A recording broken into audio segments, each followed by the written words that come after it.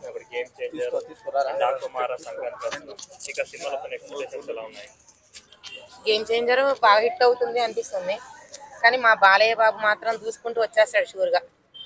Hello okay అమ్మ, game changer trailer చూస్తారు కదా మీరు, శంకర్ గారి మార్క్ కనబడిందా మీకు అందులో?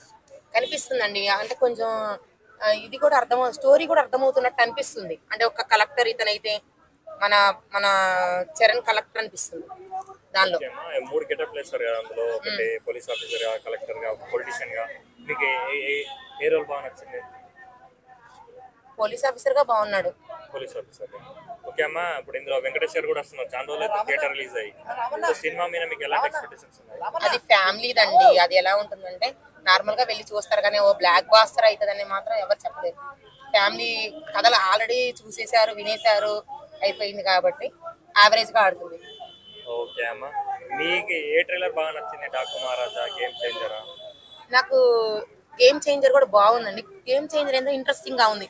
ఏం జరుగుతుంది, ఏదో జరుగుతుంది అనిపించేలాగా ఉంది. టాకు మహారాజ్ ఒకటి అది బాగా డాన్స్ అదంతా ఉంది కదా.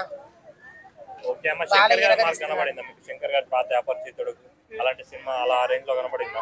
సేమ్ అలాగే ఏం కనిపించలేదు, డిఫరెంట్ గా కనిపించింది. సూర్య కూడా బాగా చేశాడు.